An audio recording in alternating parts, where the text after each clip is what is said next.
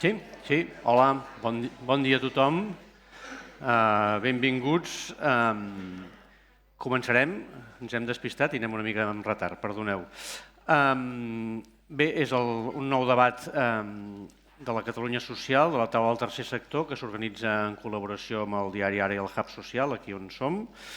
Avui es presenta el dossier Els drets socials en temps de desinformació, que aborda l'impacte de les notícies falses des del punt de vista un punt de vista innovador, diríem, que és el dels drets humans i les conseqüències de la desinformació en els drets socials i en les entitats del tercer sector i les persones a les quals acompanyen. Tot seguit, la Nereida Carrillo, autora de l'informe, ens farà un breu resum i ens donarà detalls sobre el mateix, però abans comencem amb la benvinguda institucional amb en Xavier Travado, president de la taula del tercer sector social. Xavier, quan vulguis.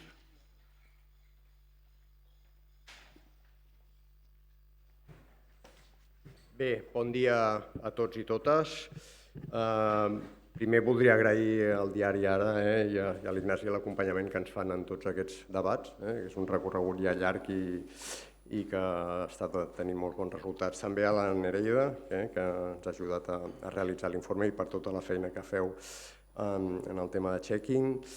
Agrair-li també a la Carme Figueres i a tot el seu equip de la corporació catalana de mitjans, al Jordi Sánchez, que no sé si ha arribat però que estava previst que vingués, evidentment a tots els ponents que participeu en les taules i a tot l'equip tècnic i en especial a la Júlia que ha estat treballant per aquesta jornada.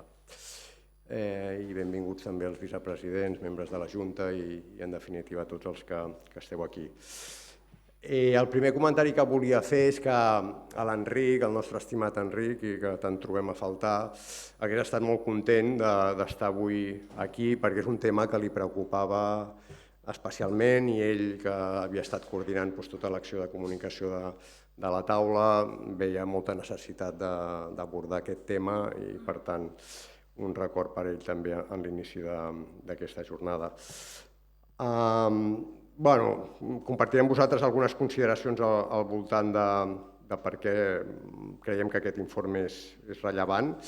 I el primer que us volíem comentar és que l'informe s'emmarca en una estratègia, diguéssim, més àmplia de lluita contra aquest fenomen. Part d'aquesta estratègia és generar coneixement, que és el que fem avui a través de l'informe, però, diguéssim, la nostra voluntat com a taula és treballar en diferents àmbits, teixint aliances amb altres actors que treballen també contra aquest fenomen, de forma que ens permeti avançar com a societat i intentar lluitar contra unes dinàmiques tan bèsties que existeixen en aquesta dimensió de la desinformació. I volem fer avui amb una mirada, com apuntava una mica l'Ignasi, específica i que ens toca molt de prop. Per tant, l'informe d'avui, com veureu, no està centrat en els típics comentaris que sovint hi ha sobre com la desinformació afecta a la democràcia, a les eleccions, etc., sinó que avui ens centrem més en l'impacte directe que té amb el rol que fem com a tercer sector. La veritat és que la desinformació ens preocupa i llegint premsa hi ha multitud d'actes on veiem que els efectes de la desinformació es traslladen al carrer. Això és cada vegada més freqüent. El més sonat va ser l'atac al Capitoli del Trump famós, el 21, però és que després és un no parar. Al Regne Unit, a Southport, amb manifestacions antimusulmanes, a Los Angeles amb deepfakes vinculades o amb atribucions a la policia que també eren falses, a Irlanda recentment també uns fets vinculats en aquest cas a immigrants romanesos, a pobles de per aquí sovint hem tingut també fenòmens on aquesta desinformació es trasllada amb accions violentes al carrer, el que crec que és com una imatge molt evident de la rellevància que té això. No només estem parlant que es generen desinformacions a xarxes socials, etc., sinó que això té un impacte significatiu. aquesta desinformació des del punt de vista del sector afecta a diferents nivells. Evidentment afecta a les persones, com a persones individuals, i aquí estem, crec que tots afectats. Vull dir, cada vegada ens costa més discernir si allò que rebem és cert o no, cada vegada ens genera més dubtes i ens costa més destriar el que és veritat del que és mentida. Per tant, a tots ens genera una certa confusió i un cert cansament. Al final dius, bueno, estic fart ja d'intentar veure si allò que rebo té sentit o no té sentit. Després tenim efectes evidents sobre els col·lectius que atenem o que ajudem des de les entitats del tercer sector. I evidentment a aquestes persones tot això els afecta en els seus processos d'intentar tenir una vida el més normalitzada possible i en els casos que té sentit recuperar el seu projecte vital. És evident que totes aquestes notícies i com això condiciona el conjunt de la societat dificulta la recuperació dels processos de vida d'aquestes persones. I després és evident també que les entitats com a tal també en tenim un perjudici evident, perquè quan es qüestionen determinades polítiques de col·laboració amb les persones més necessitades, això de retruc té un impacte significatiu en els professionals de les entitats, que a vegades també reben assetjaments virtuals, per entendre'ns, que després es traslladen també al món físic, malauradament. Per tant, som un objectiu clar de tots aquests processos. Davant d'això està clar que el que busca d'alguna manera, no sé si és que ho busca, perquè es parla de l'algoritme, aquest que funciona sol, suposadament, però és evident que hi ha una certa voluntat de dividir la societat, de trencar la cohesió social, i ara comentàvem amb l'Ignasi i amb l'autora de l'estudi que segurament l'onada que està venint ara és disminuir la capacitat de l'Estat. Baixar impostos, agafar la motosserra i petar-ho tot. Aquesta és la tendència que estem veient amb el Doge famós, a Argentina, i que això anirà arribant. És una tendència que crec que part important d'aquesta desinformació intentarà atacar aquest aspecte, promovent un individualisme de campi qui pugui i limitant els models de cooperació basats en pagament d'impostos i mirant de retallar la capacitat de l'Estat en totes les seves mesures. Per tant, va en sèrio això.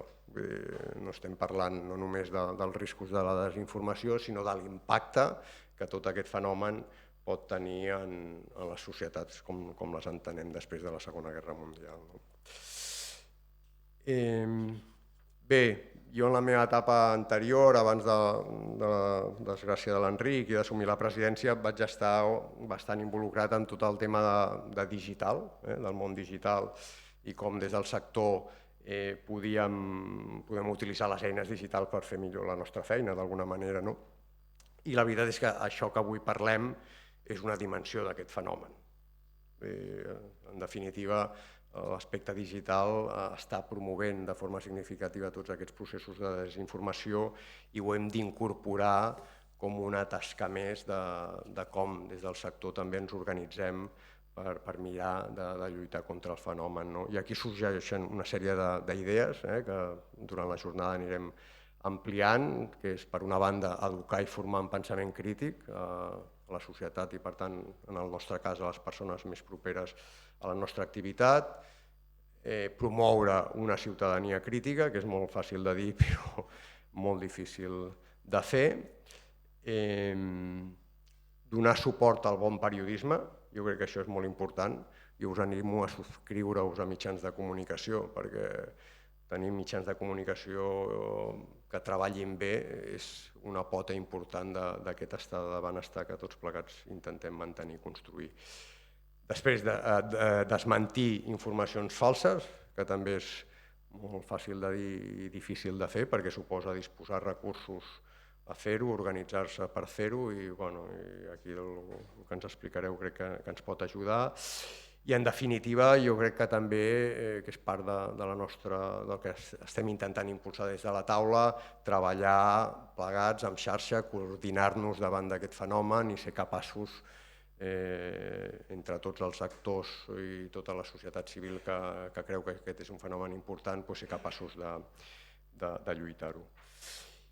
I res més, espero que durant la conversa també sorgeixin idees al voltant de la legislació, de la famosa DSA europea, tota la legislació que des d'Europa s'està intentant impulsar per d'alguna manera atenuar aquest fenomen, que crec que és una part important també que hem d'anar veient com funciona i fer les correccions necessàries. Espero que gaudiu molt de la jornada. Gràcies.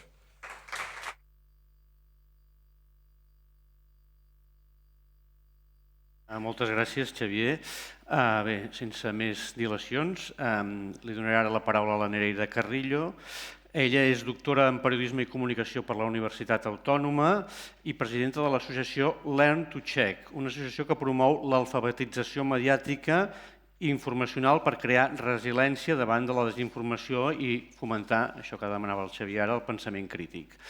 Com a periodista ha treballat en diferents mitjans, al diari Ara, a la web de notícies de TV3, a la cadena SER, actualment és professora a la UAB i també és autora del manual Fake Over, un manual il·lustrat per aprendre a contrastar informació, adreçat sobretot al jovent i que s'ha traduït a una desena d'idiomes.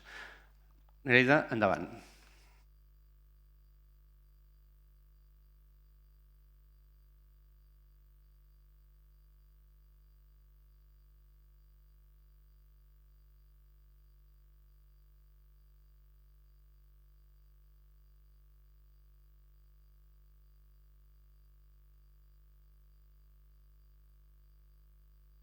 I per la vostra atenció, que com sabeu és el petroli del segle XXI. Volia fer també un agraïment molt especial a la taula d'entitats del tercer sector social de Catalunya per impulsar aquest dossier sobre la desinformació amb una mirada social, amb una mirada humana, perquè sovint, quan parlem de desinformació, ens limitem o ens circumscrivim a la desinformació que ve de fora, a la desinformació russa, a la desinformació xinesa, ho fem en clau de seguretat nacional o ens fixem sobretot en les narratives, en els formats, en quins canals circula aquesta desinformació, estudiem tot això, però amb molt poca freqüència estudiem la desinformació des de la perspectiva i des de l'empatia a les víctimes d'aquesta desinformació, a les persones que pateixen en primera persona tots aquests impactes i estudiant i fixant-nos sobretot en la vulneració de drets. I això és el que fa aquest dossier que avui teniu a les mans i per això agrair a la taula que es fixi en això, perquè tots i totes som víctimes d'aquesta desinformació que ens afecta a tothom, però especialment hi ha algunes persones i alguns col·lectius que reben aquests impactes, que la viuen en la pròpia pell i que a més és una desinformació que s'afegeix a una motxilla ben grossa que ja porten altres discriminacions, altres violències, al masclisme, al racisme, a la porofòbia, a la discriminació de persones per qüestions de salut mental o per altres causes. I per tant, moltes gràcies per ser aquí i fixar-nos en aquesta mirada social i humana a la desinformació. A més, aquesta setmana han sortit dades noves del Digital News Report 2025 que posen en evidència un cop més la necessitat encara d'analitzar i de lluitar contra la desinformació. Algunes dades, per exemple, són que el 40% de les persones enquestades a Espanya desconfia de les notícies, el 37% de les persones enquestades a Espanya evita conscientment informar-se perquè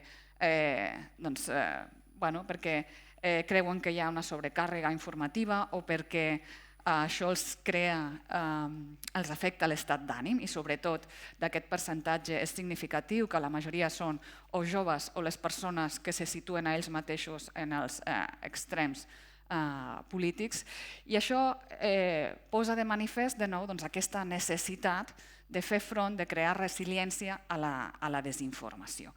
Avui en aquest dossier veureu que hem intentat que sigui exhaustiu, que sigui complet, i aquesta presentació serà només una síntesi. Ens centrarem sobretot a veure què entenem per desinformació i com està relacionada amb l'odi, amb el discurs d'odi, a veure què entenem o què hauria de ser l'alfabetització mediàtica i informacional com una de les respostes que és més eficaç i té consens que és més eficaç contra la desinformació, i veurem també els impactes que té la desinformació en els nostres drets, en les persones, en els col·lectius i en les entitats del tercer sector, i finalment llistarem algunes propostes per encetar el debat que després entomarem i seguirem aquesta fantàstica taula rodona on conèixer de primera mà la feina i els impactes de les persones que esteu treballant en primera línia amb els col·lectius que més pateixen aquesta desinformació. I volem començar pel principi per dotar-nos de les paraules adequades per parlar d'aquest fenomen. Què és desinformació? Per què parlem de desinformació i no parlem de fake news? Per 3 raons fonamentals. Fake news ho podem traduir al català com a notícies falses, i això és un oxímoron o una contradicció en ella mateixa, perquè els periodistes, les periodistes, tenim aquesta obligació, si hi ha una bona praxi periodística, de contrastar totes les informacions abans de publicar-les i abans de difondre-les. I per tant, si hi ha una bona praxi periodística, cap informació falsa hauria d'arribar a ser notícia i cap notícia hauria de contenir informació falsa. Això, la primera raó. La segona raó és que fake news simplifica un fenomen que és molt més complex, perquè ens porta a pensar que només ens manipulen, que només ens enganyen en format notícia, i no és cert. Hi ha moltes formes d'enganyar-nos i moltes estratègies. Vídeos falsos, imatges generades per intel·ligència artificial, vídeos descontextualitzats, estratègies de bots, trolls, granges de bots i tot un negoci de la desinformació. I en tercer lloc, perquè fake news ens porta a pensar que només enganyen els periodistes i els mitjans de comunicació. I és una manera de crear també desconfiança a un dels pilars de la democràcia que és el periodisme. I veureu que hi ha molts actors i molt diversos que participen de la desinformació, de l'entramat de la desinformació. Poden enganyar alguns periodistes que no fan bé la seva feina, alguns mitjans, però també alguns polítics, alguns partits polítics, alguns influencers, algunes empreses, i per tant és molt més complex. I per això no parlem de fake news, també per no reproduir el discurs de Trump, i parlem de desinformació. I com l'entenem? Doncs a mi m'agrada explicar-ho amb aquest conjunt, amb aquesta gràfica promoguda per First Draft, que ara ja no existeix, però van ser una de les organitzacions pioneres que va lluitar contra la desinformació i va promoure el fact-checking, i ho descriu com un desordre informatiu, és a dir, com un problema que tenim a l'hora d'informar-nos. Veieu el primer conjunt, que és tot el que és contingut fals, i el segon conjunt, que és tot el que és el discurs d'odi, l'intent de fer mal a una persona, a un col·lectiu, a un país, a un estat o el que sigui. I en la intersecció d'aquests dos conjunts està la desinformació. I per tant, què és desinformació? És aquella informació falsa, errònia o enganyosa que perjudica algú, alguna persona, algun col·lectiu, algun país, i que causa danys públics. La Comissió Europea la defineix així. És informació falsa, errònia o enganyosa, dissenyada, presentada i promoguda intencionalment per causar danys públics o per lucrar-se. I per tant, la desinformació té aquest doble component i hem de lluitar contra aquest doble component per poder frenar-la, perquè és contingut fals i necessitem informació veraç, necessitem coneixement, però és també odi. I per tant necessitem promoure aquesta cultura del respecte i de l'empatia. La desinformació és odi en format mentida i per tant és una de les moltes formes i de les moltes cares que adopta el discurs de l'odi. I vull parlar de l'alfabetització mediàtica informacional com a resposta a aquest discurs de l'odi. Però abans m'agradaria demanar-vos que us imagineu, si haguéssiu de fer un prompt a Dalí o alguna eina d'intel·ligència artificial, però no, vaig pensar primer això, però després vaig pensar no. Utilitzem una cosa molt millor, que és la imaginació humana, la vostra creativitat. Si jo us dic les paraules clau joves i mòbils, quina imatge o quina fotografia us imaginaríeu? Probablement una similar a aquesta. Joves mirant fixament la seva pantalla sense fer atenció a les persones i al món que els envolten i de vegades amb una obsessió i amb una atenció. I jo crec que l'alfabetització mediàtica informacional ens ha de permetre passar d'aquesta imatge a una altra com aquesta. Jo és el primer que els dic als meus alumnes de periodisme, que per ser periodistes han de girar la càmera del mòbil. I aquí, no sé si la coneixeu, aquesta noia que té el mòbil i els auriculars a la mà amb uns pantalons blaus és Darnella Fraser. Ella li van donar un Premi Pulitzer en menció especial perquè en només 17 anys va agafar el seu mòbil i amb molta valentia va enregistrar l'assassinat de George Floyd a mans de la policia als Estats Units. I aquell vídeo va ser clau per denunciar la brutalitat policial als Estats Units davant les persones racialitzades, i aquell vídeo va ser clau per començar una onada de protestes demanant justícia. I crec que l'alfabetització mediàtica informacional ens ha de permetre passar, bascular d'aquella imatge a aquesta. I ara, no vull que m'entengueu malament, no estic fent una crida a tothom a enregistrar la policia, d'acord? El que us vull demanar és que hem de passar de la generació selfie que només es mira ella mateixa i s'obsessiona amb aspectes banals a una generació que miri a fora, que miri al món i que no sigui passiva, que no utilitzi les tecnologies i la informació de manera passiva, sinó que ho faci d'una manera activa, que s'empoderi i que ho faci per canviar el món en què vivim i per millorar-lo. L'alfabetització mediàtica informacional ha d'estar molt lligada als drets humans i ha d'estar molt lligada a la participació política, la participació ciutadana per buscar el benestar i el progrés. I és així una mica com l'entén també la UNESCO. L'alfabetització mediàtica informacional ja no és saber entendre el llenguatge dels mitjans, sinó que va molt més enllà.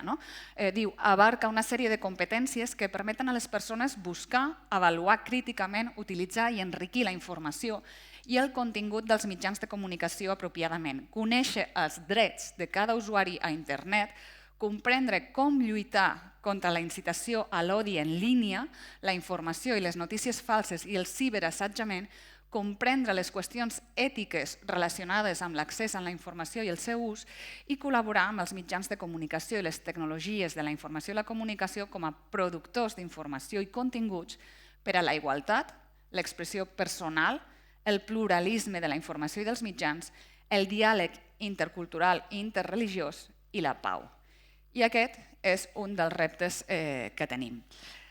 I la desinformació, no entrarem molt més en el dossier, teniu una explicació més detallada, però dues de les preguntes claus que ens hem de fer és qui ens enganya i per què. Per què ens enganya? Doncs la resposta és molt fàcil, per diners. La desinformació és un negoci molt lucratiu i per tant hi ha molta gent que està guanyant molts diners amb la manipulació de la societat i amb el malestar dels nostres joves, dels col·lectius més vulnerables i de totes les persones. I hi ha un entramat de la desinformació que estan guanyant diners les empreses tecnològiques. La desinformació és el contingut que té més engagement després del contingut il·legal, però també hi ha altres empreses, partits polítics, governs, alguns periodistes, alguns mitjans, entitats de la societat civil, i no són entitats del tercer sector, influencers i també ciutadans i ciutadanes, perquè tothom amb aquesta pantalla que tenim a la butxaca pot emetre informació, però també pot emetre desinformació. I per tant, hi ha molta més informació, però també molta més informació falsa. I anem a centrar-nos en els impactes que té aquesta desinformació. Afecta els nostres drets. La desinformació causa danys públics, afecta les persones, afecta determinats col·lectius que són els que atenen o els que acompanyeu les entitats del tercer sector, les persones d'origen migrat, les persones en situació de sensellarisme, les persones amb discapacitat intel·lectual, també les dones feministes, les persones LGTBI, tenen aquests impactes. La desinformació afecta a tots els àmbits de la nostra vida, a la salut, a la creació de la identitat, a la participació política, a la convivència. I a més, la desinformació no és que només causi danys públics avui, sinó que els ancora per futures generacions. Els seus efectes ressonen també en el futur. La desinformació vulnera els nostres drets i, per començar, vulnera el dret a la vida. Per exemple, Facebook va reconèixer que va tenir molt a veure amb la desinformació que va portar a l'eliminació, al genocidi de la minoria rohingya per l'exèrcit birmà. La desinformació va estar també darrere de més de 800 morts durant la Covid per la gent que va ingerir productes que es creien curatius i que no ho eren, i que això els va provocar seqüeles o bé fins i tot la mort. I per tant, no tenim aquesta advertència que sí que apareix a les capses de tabac, però la desinformació mata, ho podem dir ben clarament. I per tant afecta el dret a la vida i també la desinformació que va barrejada amb el discurs de l'odi, totes les amenaces de mort també afecten aquest dret i afecta el dret a la informació veraç i el dret a la llibertat d'expressió, que són metadrets, perquè necessitem, els metadrets són drets que són necessaris per exercir altres drets i necessitem estar ben informats per tenir dret a la salut, dret a l'educació, dret a la participació, per exercir molts altres drets. I per tant, tota la informació falsa que circula per les xarxes socials, però també per altres canals, afecta el nostre dret a rebre una informació veraç, que està reconegut a la Constitució espanyola. I afecta també a la llibertat d'expressió. Són també moltes les persones que per la desinformació que reben i pel ciberassetjament que reben deixen d'expressar-se, deixen de participar políticament i abandonen, per exemple, aquestes àgores digitals que són les xarxes socials. I per tant també afecta el dret a la llibertat d'expressió.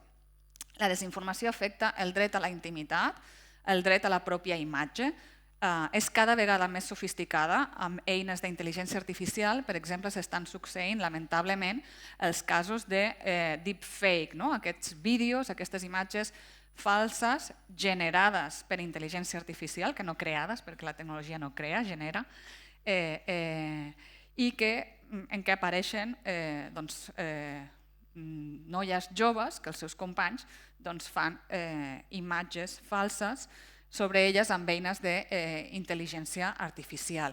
I això té un impacte psicològic molt important, no només per a aquestes noies, sinó per a totes les persones que pateixen la desinformació. Això afecta la seva autoestima, els crea ansietat, estrès, por, canvia els seus hàbits, les seves rutines, el que fan cada dia, i els crea també un dany reputacional que fa que després no puguin trobar feina o tinguin més dificultats de trobar feina o tinguin més dificultats de trobar pis. I això passa també amb les persones d'origen migrat o amb les persones racialitzades que ja estan discriminades a l'hora de trobar feina o a l'hora de trobar un pis de lloguer que a sobre aquesta desinformació, aquestes creences falses que s'instal·len en la ment de les persones que les han d'emplear o que han de llogar-les una casa, els dificulta encara molt més exercir els seus drets i desenvolupar-se en la vida quotidiana. No sé com vaig de temps, crec que bé, no?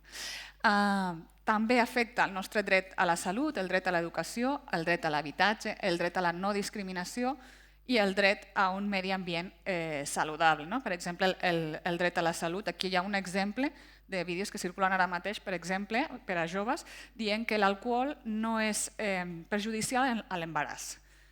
Hi ha tot un discurs de banalització de les drogues, de promoure dietes sense evidències científiques que són perjudicials per a la salut, pseudociències, remeis casolans. Venen molts productes que no tenen eficiència científica i per tant és també la desinformació en salut un negoci, i això crea que la gent no prengui decisions informades sobre la seva salut, que no tingui adherència als tractaments, que desconfiï dels professionals o del sistema de salut i que també els hi pugui perjudicar a la seva salut. I després també, per exemple, tota la desinformació que hi ha sobre les persones d'origen migrat que després de tot el que han viscut dur fins a arribar aquí, llavors es troben aquesta desinformació que diu que són criminals, que roben, que violen. I això hi ha com un intent de posar aquestes narratives d'odi a l'agenda. La desinformació el que fa és aprofitar-se de l'actualitat, ja sigui la dana, ja sigui la pagada elèctrica, ja sigui les eleccions, ja sigui el que sigui, i aprofitar-se dels temes que més tenen interès a les xarxes socials, canibalitza l'agenda mediàtica i l'agenda social per posar sobre la taula aquestes narratives d'odi, aquest discurs d'odi de manera permanent i de manera continuada. La desinformació, doncs això, és odi en format mentida i s'afegeix, s'entrellaça amb altres tipus de violències, amb altres discriminacions, s'entrellaça amb el masclisme, amb el racisme, amb la porofòbia, el capacitisme o tot altres tipus de discriminació. I el que fa és agreujar encara més aquest patiment i aquests danys. I també afecta a les democràcies i al dret que tenim a una participació política lliure, sense interferències. I això es nota a curt, a mig i a llarg termini. El que fa a curt termini és que podria alterar el resultat d'algunes eleccions o beneficiar un candidat o una candidata, però a mig i llarg termini el que fa és afegir-se a altres causes per erosionar la confiança en les entitats socials, en els governs, en les institucions democràtiques i fomentar els valors antidemocràtics. I al final el que fa és això, que no sapiguem en quin món vivim, que tinguem també desconfiança amb els altres per bloquejar aquest canvi social que tant des de les entitats com de la majoria de la societat s'anhela. Què hi ha? Hi ha moltes respostes contra la desinformació i en el dossier parlem del fact-checking, de l'alfabetització mediàtica informacional i parlem també des de les experiències del tercer sector. I m'agradaria només apuntar algunes afectacions que té la desinformació en les entitats del tercer sector i que després podreu veure casos concrets en aquesta magnífica taula rodona que ens han preparat des de la taula. Però en general podem dir en síntesi que la desinformació entorpeix la feina de les entitats i ho fa per diverses raons, per diversos motius. En primer lloc, incrementa l'estigma, els prejudicis cap a les persones que acompanyen les entitats i per tant encara fa més difícil la seva inserció sociolaboral,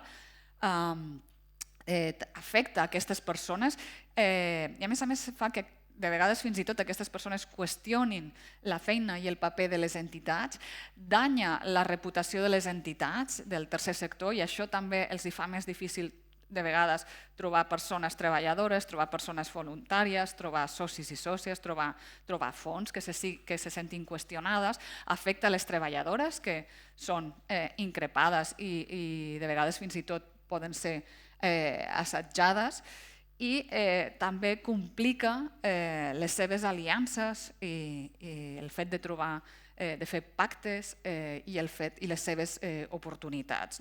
I després veurem casos concrets. Ho vam veure a la Dana, tots aquests discursos que les entitats ajuden les persones d'origen migrat, però quan passa alguna cosa a prop no ajuden o no arriben, o que el menjar i els objectes que donen es perden.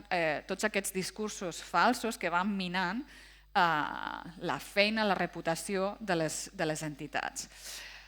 I per tant, per anar acabant i no allargar-me massa, una mica la conclusió seria aquesta, que la desinformació és un fenomen complex que s'explica per múltiples causes, que hi ha un entramat d'actors interessats al darrere, però és això, que no són mentides innocents, són mentides que causen danys públics i que ens afecten a tots i a tots, així que vulneren els nostres drets socials, els drets individuals, que erosionen la democràcia i que també perjudiquen les entitats del tercer sector. I jo crec que aquí això és també una de les novetats d'aquest dossier, que té aquesta mirada social, però que també intenta analitzar l'impacte en les entitats del tercer sector, que això fins ara no s'ha analitzat mai i cada vegada aquestes entitats esteu rebent esteu sent més víctimes de desinformació, rebent més atacs, més ciberatacs i crec que és una cosa que caldria posar blanc i negre a aquests impactes per poder-hi fer front amb més garanties. Cal fer front a la desinformació i pal·liar-ne els danys i a l'informe proposem algunes mesures. La primera, fomentar... Les entitats ja estan fent coses, ja estan fent formació, campanyes de comunicació, adoptant mecanismes de transparència i de control per incrementar la confiança cap a aquestes entitats, però també llistem algunes mesures que poden aprofundir en aquesta feina que s'està fent. Impulsar la formació en com combatre la desinformació, en verificació, en àmbit tant per a les persones treballadores com per a les persones que acompanyen les entitats, impulsar els estudis sobre aquests impactes concrets per orientar mesures i polítiques públiques, incrementar la conscienciació i després també incrementar les aliances, perquè també hi ha molts actors que estem lluitant contra la desinformació però estem una mica més desorganitzats, més dispersos i no som tan sistemàtics com els desinformadors. També l'informe fa algunes recomanacions tant per als poders públics com per a la ciutadania en general, crec que tots podem fer molt, sobretot per als poders públics, en primer lloc, no utilitzar la desinformació com a estratègia política o com a estratègia electoral, invertir més en la lluita contra la desinformació, impulsar l'AMI i atendre les persones que són víctimes d'aquesta desinformació i denunciar, perquè clar, les persones en situació de vulnerabilitat no ho podran fer, però crec que les entitats i els poders públics sí que hem de denunciar aquestes vulneracions i aquestes il·legalitats. I després també per a la ciutadania no amplificar aquesta desinformació i també formar-se en AMI. M'agradaria acabar amb una visió també optimista i esperançadora, perquè crec que l'AMI ha de ser esperançadora davant el discurs d'odi que ho enfanga tot, i també en paraules de dues persones que per mi són referents en aquest àmbit. La primera, la Claire Wardell, que va ser una de les primeres que va començar a estudiar aquest fenomen. Ella diu que sense amplificació la desinformació no va enlloc. I una altra, m'agradaria també recordar les paraules de Jen Willis, que va ser un exiliat de la desinformació a Barcelona.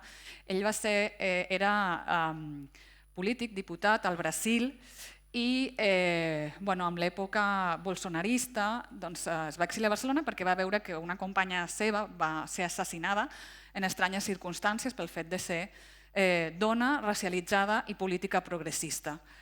I en una entrevista que li feien recentment també encoratjava això, deia al feixisme no li agraden les persones alegres, i per tant jo crec que aquest també ha de ser l'esperit de lluitar contra la desinformació i l'odi, amb alegria i girant-li l'esquena, no donant-li la nostra atenció, perquè és veritat que la desinformació té molts més recursos econòmics, però si no tenim recursos econòmics tenim la nostra alegria i l'atenció de la gent, que si la enfoquem cap a altre lloc, si no hi ha ningú mirant, fent cas, amplificant la desinformació, doncs els impactes segur que es reduiran.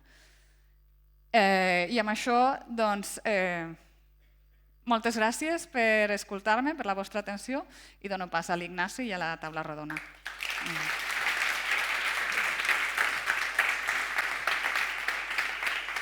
Gràcies.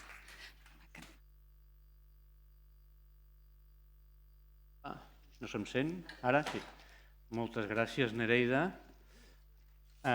Realment has fet una exposició fantàstica del dossier, el qual recomano també llegir perquè no és tan llarg, és prou assequible, diguem, i realment obre molts temes, situa molt bé el problema i dona pautes que ara intentarem aterrar aquí, en aquesta taula rodona, amb diferents persones que ens acompanyaran i que ara els vaig cridant i els vaig presentant i em aneu acompanyant. En primer lloc, el Giorgio Ossola, aquí, persona vinculada a la Fundació Arrels i representant d'ECAS. Gràcies, Giorgio.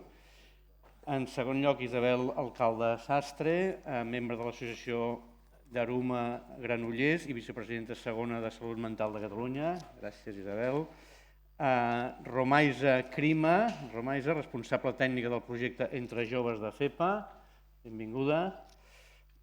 Òscar Velasco, responsable de comunicació de Creu Roja Catalunya, hola Òscar. I Rubén Sánchez Ruiz, membre de l'equip tècnic de la Direcció General de Promoció i Defensa de Drets Humans del Departament d'Igualtat i Feminismes. Per tant, tenim entitats, persones i administració també per debatre una mica tots aquests temes i aterrar la problemàtica i les possibles solucions que ens ha exposat la Nereida. Bé, en primer lloc us volia demanar, que agafi la paraula qui vulgui, potser el Giorgio, però com vulgueu, us volia demanar com, si d'alguna manera us sentiu víctimes, aquí hem situat les entitats i les persones que atenen les entitats com a víctimes de la desinformació, no? Fins a quin punt us està impactant i us ha impactat la desinformació? Si vols començar tu, Giorgio. Sí, me llamo Giorgio y he vivido 5 años por la calle de Barcelona y ahora son 4 años que trabajo en la Fundación Arrels. He vivido desinformación, muchísima. Nos ha tocado muchísimo durante el periodo del confinamiento y después, porque la desinformación hacía pensar que una persona sin hogar era como el vínculo de transmisión del virus. En muchos casos la gente tenía miedo de encontrarnos. Hemos vivido en Barcelona como emarginados. ¿Cómo? En una situación de marginación, casi como a veces me sentía casi responsable un poquito de lo que pasaba y al final el resultado es que al centro abierto de la Fundación Arrels, 2.000 personas atendidas en un año, una persona que contrató el virus. Simplemente porque estar al área abierta te permitía no contagiarse. Y eso fue un ejemplo de desinformación basada en prejuicios. Porque en Arrels pensamos que la desinformación basada en prejuicios, toca en modo fuerte el día a día del ser humano que vive en calle o en situaciones de pobreza extrema, porque no puede defenderse. No tenemos medio, no tenemos un móvil, no tenemos un computer, no tenemos una televisión. Y las noticias que llegan son siempre noticias filtradas, a veces malo, a veces son mentiras, y a veces tengo una base de odio que toca el ser humano simplemente por ser. Sí, està claríssim, no? Ho ha dit també la Nereida, no? La desinformació es nodreix del prejudici i dels discursos d'odi, no? Treballa amb tot això. No vull frivolitzar, però ara has dit no tenim mòbil sense llar, no? Potser pot ser un avantatge, depèn de com. I no vull frivolitzar, perdoneu, però... Beh, al final es como... A veces no necesitas de leer fake news porque parece como de ser una fake news. Sí, està en l'atmosfera, no? Sí. Isabel, tu, des de salut mental, com us afecta?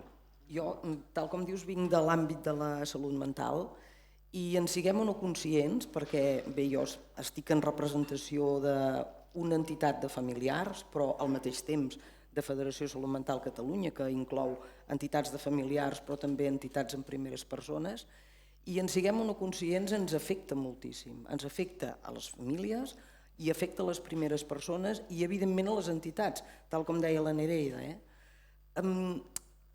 Jo penso que és una afectació directa. Jo a més trauria una altra paraula, a part de la que deia el Giorgio, que és l'estigma. L'estigma que afecta a les persones que pateixen el trastorn, en els familiars i a l'entorn de cura que sosté aquestes persones, i a vegades també l'autoestigma que ens creem nosaltres mateixos. És a dir, aquesta desinformació ens fa que aquest estigma ens l'acabem creient i ens autoestigmatitzem nosaltres mateixos, pensant que aquella problemàtica de salut mental que tenim a davant nostra gairebé que és culpa nostra, com aquell qui diu, no? Té conseqüències gravíssimes, igual que passa amb les persones sense llar, en el projecte de vida de les persones. Evidentment, amb qui més? Amb les primeres persones, amb qui pateix el trastorn. I nosaltres ho veiem en el dia a dia, per posar una mica, per aterrar una mica tot l'estudi que ha fet la Nereida. Nosaltres ho veiem en el dia a dia, en el fet, com a entitat, en el fet dels grups que fem amb els familiars. I aquesta desinformació que porten a sobre, de desconeixement de qualsevol situació que els podria ajudar, que els podria informar, que els podria donar un cop de mà, o a través d'un espai que disposem, que es diu Espai Situa't, que ens arriben familiars, ens arriben primeres persones i t'adones d'aquesta desinformació que patim. Perquè, clar, la pregunta seria, i potser ens la pots respondre a la Romaisa, això ha anat en augment, no? És a dir, heu anat veient, diguem, que aquesta desinformació o informació distorsionada o informació maliciosa, tots aquests conceptes al voltant de la desinformació, ha anat en augment, això, diguem, especialment, per exemple, en els joves, no? Romaisa? Hola, bon dia. Bon dia.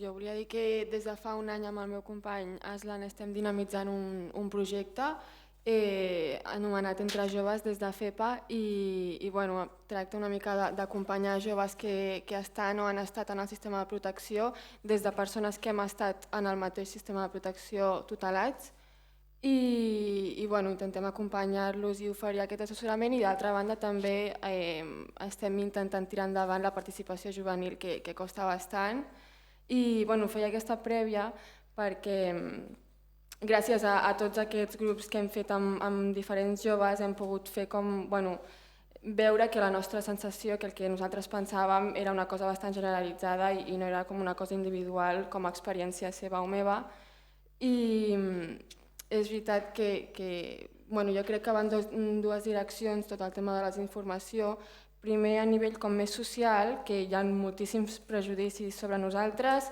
moltes vegades es criminalitza el jove i es creu que ha fet alguna cosa, que és un delinqüent i realment no té res a veure, perquè molts d'aquests infants, per no dir tots, són víctimes d'un entorn desestructurat o de famílies disfuncionals, no?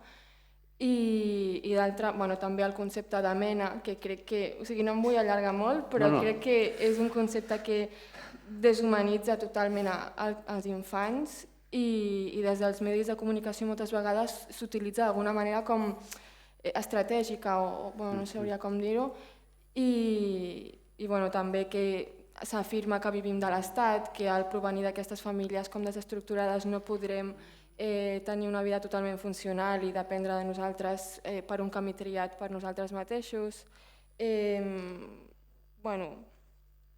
Aquestes diferents coses i després com afecta aquesta desinformació a nosaltres mateixos. O sigui, al final jo soc companya de treball, jo soc amiga, jo soc alumna i escoltar tots aquests prejudicis i tal també et pot afectar d'alguna manera perquè tu pots acabar creient i com generar aquest sostre de dir hòstia, doncs millor sí que soc d'aquesta manera perquè ja t'estan com definint i tal i on veiem nosaltres aquestes coses, no? Pues amb el meu company vam estar fent entrevistes a peu de carrer a persones de diferent rang d'edat, d'estat socioeconòmic o de gènere i tal i les respostes que van preguntar què pensaven de l'assessorament o de l'acompanyament que tenien els joves que estaven en el sistema de protecció que ja havien sortit i què opinaven sobre tot el tema. I la veritat és que les respostes eren que feien una mica de por.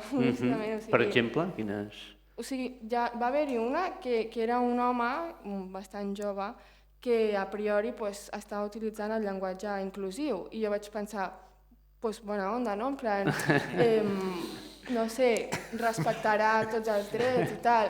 I uns discursos d'odi, en plan, és que pertanyen a bandes i tal. Aquesta persona no sabia que el meu company i jo hem estat en el sistema de protecció i que som aquests extutelats o menes que tenia ell al cap i ens va posar finos i, doncs vale. Déu-n'hi-do.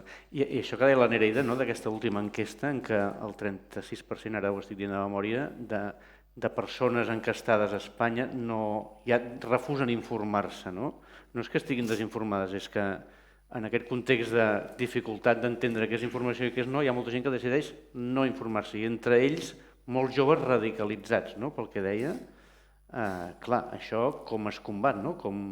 Sí, les xarxes socials, al final el missatge és com tan ràpid, els clips es fan virals i d'alguna manera amb tantes visualitzacions, amb tants comentaris dona algun tipus de legitimitat i ja la persona s'ho creu perquè al final el que cal és el missatge senzill. O sigui, la realitat social és una cosa supercomplexa i que necessita temps i necessita investigació i voler entendre aquesta realitat.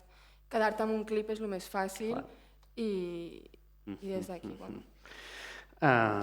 Òscar, responsable de Creu Roja, abans em comentàvem, abans de començar, tot el tema de la Dana i com us va afectar en la vostra actuació, tota la desinformació tòxica que us va envoltar en la vostra feina. De fet, no és només Dana, ja hi ha un llarg antecedent que és tot el tema d'atenció a persones refugiades. És molt, molt visual l'arribada de persones refugiades en caiucos, a Hierro, per exemple, a Ceuta, i que hi ha a peu de platja, a peu de port, recollint la imatge de la Creu Roja. Això ja ens categoritza i això ja fa ja 3, 4, 5 anys que estem veient que aquí estem etiquetats amb una atenció discriminatòria respecte a la població general pel que fa a la població arribada, no vinguda, i ja hi ha hagut crisis, sobretot a les xarxes socials, d'aquesta presumpta discriminació. Un dels episodis més, jo diria, cridaners va ser la famosa abraçada de la Luna a la platja de Ceuta, de l'Abdú, que precisament va morir la setmana passada i que ara estem mirant com repatriar el cos.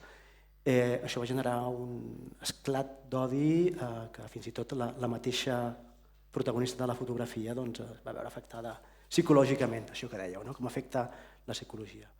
Però la Dana vam superar un pas més És curiós perquè amb la Nereida portem com 2 anys treballant el tema de desinformació. Fa 2 estius que vam començar a treballar dintre del que és la taula el discurs d'odi, la desinformació, els discursos racistes, i qui ens havia de dir que acabaríem amb una dana en plena emergència important, moltíssima població afectada, molts municipis, la mateixa Creu Roja afectada a nivell local de la zona de la dana, sense seu, sense vehicles, una cosa dantesca, jo diria, i qui ens havia de dir que ens esclataria a la cara aquesta crisi, jo diria, reputacional, una crisi informativa, derivada això, d'aquests atacs d'un cert sector.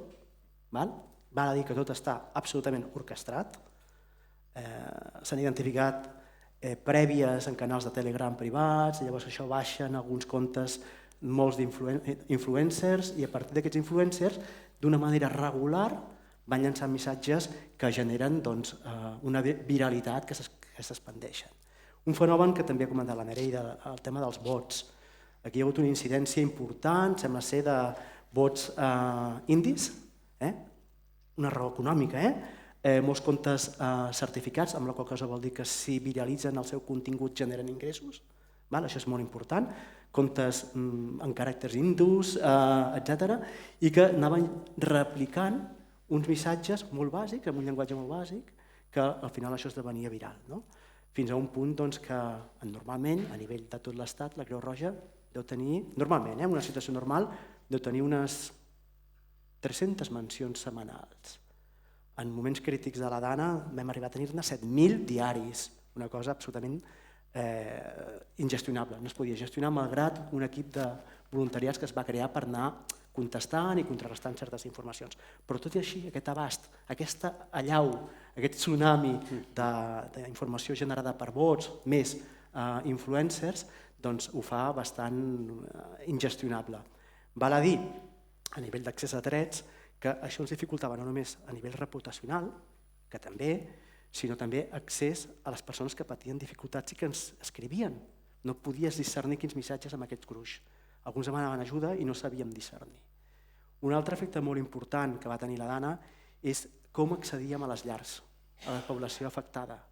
La gent gran, generalment, la gent gran ens obria les portes de bat a bat, havien quedat sense llar, absolutament sense res.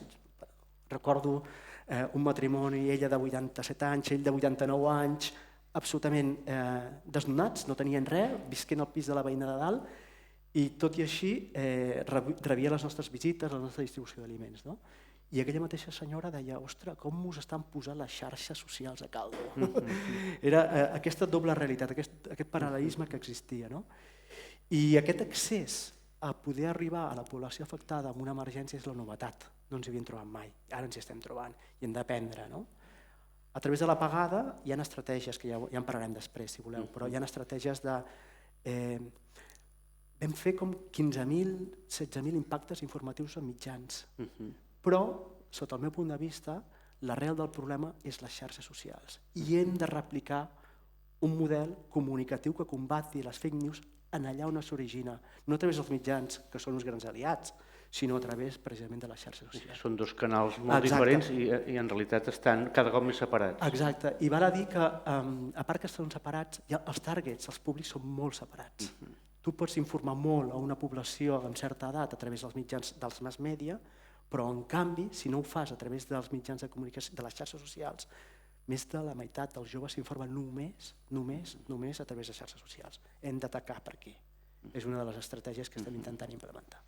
Abans de passar al Rubén, deixa'm fer-te una repregunta. No, deies tot això que ho teniu com molt identificat, molt estudiat el fenomen, l'orquestració, diguem, oculta o semioculta d'aquestes campanyes, no?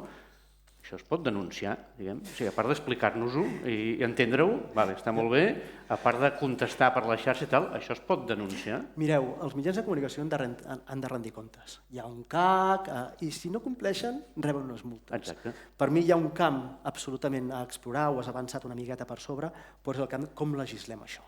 Com es legisla des de la Unió Europea, com es legisla a nivell estatal i al final, doncs, o tenim un corpus jurídic que protegeixi contra aquestes mentides o estem venuts.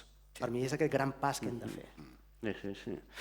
Rubén, com ho veieu des del govern, des de l'administració? Ara et toca aquest paper, diguem, suposo que n'has tingut altres al llarg de la vida, però com abordeu aquest problema o aquesta realitat? Bé, bon dia. Primer de tot, excusar la directora general, Noa Monràs, de la Direcció General de Drets Humans, que està precisament aquests dies s'estan celebrant unes jornades molt interessants contra els discursos d'odi a Estrasburg i esperem doncs, això que ens arribi aquest feedback d'aquestes jornades i també el puguem compartir amb vosaltres. Jo començava amb una anècdota personal que m'he pres una pausa de les xarxes socials després de rebre doncs, això, més de 1.000 insults i amenaces doncs, pel meu posicionament feminista, antifeixista, clarament. Doncs, com bé dieu, l'extrema dreta està en auge i va arribar un punt que vaig dir, doncs, pleguem i buscar doncs, xarxes més amables, com la de Mastodon, on vaig passar de 5.000 seguidors a 9, i llavors doncs, això és bastant agradable. Ja costa. Ja costa. Blue Sky també. I ara estic doncs, investigant el tema de Fedicat, no? I bueno, tota una altra història. Crec que hi ha alternatives a les grans plataformes, no? A les grans estructures, i crec que també això s'ha d'estudiar. A nivell de política pública, doncs la desinformació és un gran enemic. És a dir, la desinformació el que va és a destruir les bases del per què s'està fent una política pública a favor dels drets socials i en el meu cas com a tècnic de tot el tema dels drets humans i intentar combatre els discursos d'odi. Jo amb la meva responsable li he dit algun cop que em vagi preparant, ella és infermera de formació, i dic, escolta, m'ajuda'm amb el tema de l'àlmax per l'estómac, perquè tot el que és monitorar discursos d'odi arriba a l'estómac. És una qüestió que, si voleu, al final parlarem d'estratègies d'autocura, però crec que sí que s'ha d'anar. I volia donar una dada positiva també, perquè he començat així com molt destroyer, però d'un dels últims informes de l'Observatori contra el Racisme i la Xenofòbia de Overaxe, del Ministeri, em quedo amb aquesta dada. L'1% de les persones usuàries de les xarxes socials generen el 65% del discurs d'odi. Amb això que us vull dir com a dada positiva, que un 1% de persones generant una contranarrativa podria tenir un impacte brutal. A vegades ens pensem que són moltíssims, el que dèiem. I crec que amb això tanco la primera pregunta. Està bé, és una dada molt important. Després et demanaré la referència exacta. La buscaré, perquè l'estava buscant i no la trobava, però us la buscaré per donar-la. No, això que deies de les xarxes, ja que dius un punt personal, també un apunt personal meu, jo estava a X, bueno, a Twitter, després X, en el moment del canvi aquest me'l van hackejar el compte, jo tenia 23.000 o 20 no sé quants mil seguidors, em vaig quedar zero, diguem, i vaig tornar a començar, però ja no... Vull dir, al final em vaig passar a Blue Sky també, etc. Però clar, no sé si aquest és una manera d'alleugerar-te personalment. Clar, els que som professionals de la informació no podem quedar-nos al marge, hem de ser-hi, ni que sigui per veure les barbaritats i combatre-les amb informació. Vosaltres cinc, el cas del Rubén ja ens l'ha explicat, vosaltres esteu a les xarxes, sou usuaris, fins a quin punt hi esteu enganxats i sou addictes? Jo absolutament. Com molta gent aquí. No hi estic a les xarxes. Zero. Ni en vull saber res. Però sí que és veritat que si parlo en nom de la federació i en nom de l'associació sí que hi estem posats, i la federació des del meu punt de vista, Salut Mental Catalunya va fer un pas important en aquest sentit, que va ser desvincular-se totalment d'X i passar-se a la xarxa aquesta de la papallona blava. I en principi doncs jo crec que és imprescindible que les entitats hi estiguin vinculades a les xarxes, és imprescindible, la teva informació és brutal, vull dir, si l'1% genera el 60%, doncs bé, poder que l'altre 1% també ens hi posem, no? Però jo personalment... Tu ja està, tu fora. Paper. La resta, hi esteu, no hi esteu, Giorgio? No, esteu, no. Sí, estem. Sí, com a Arrels hi esteu. Tu personalment no practiques aquest esport tan perillós? Per ara no. Sí, nosaltres sí, tenim, perquè al final la majoria del públic que té TikTok, per exemple, són joves i ho utilitzem també per fer contingut i contrastar una mica totes les notícies falses que hi hagin, al final que ens escoltin. Clar, sí. Sí ha de ser. Creu Roja. Sí ha de ser. Sí ha de ser. El que passa que he renunciat al perfil personal per dedicar-me a la batalla del que significa gestionar... Sí, perquè al final no t'ho prens personalment. Al final és una cosa de, escolta'm, quin missatge dones i què et diuen, no? I ja no poso la part tan personal, sinó fas l'estratègia de com respondre segons quins missatges. I això per mi és molt saludable. T'has d'anar fent la pell dura, no? T'has d'anar fent la pell dura perquè si no és ingestionable, no?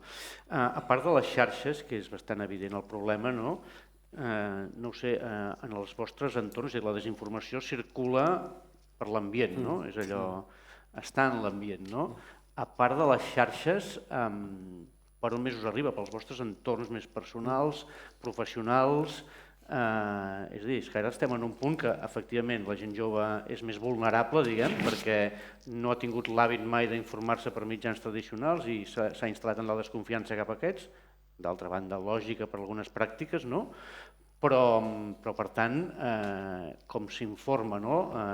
I com s'aborda, és a dir, a part de les xarxes, hi ha també, diguem, els canals de missatgeria, els WhatsApps. El WhatsApp no és ben bé una xarxa, és un canal de missatgeria, en allà circula també, és com un gran amplificador de moltes barbaritats, de memes d'aquests. Hi ha aquell llibre clàssic del Neil Postman, un sociòleg nord-americà, que es titulava Divertim-nos fins a morir. Però això era l'època Reagan, no? Clar, ara estem no divertint-nos fins a morir, estem frivolitzem-nos fins a carregar-nos-ho tot, no? Com es combat tot això més enllà de les xarxes? O sigui, com us arriba aquesta desinformació en els vostres entorns? Jo puc dir un exemple, perdona, Sí, endavant. un exemple que no l'esperàvem, i és que aquest allau de desinformació, per exemple, en la intervenció de la Dana, va afectar el flanc intern d'una forma inesperada. Perquè al final aquest allau de desinformació va calant i genera una certa desconfiança inclús interna, de voluntariat, de persones a la casa, de l'entorn que sap què estàs fent. I als sopars troba que la Creu Roja no està fent res. Clar que està fent.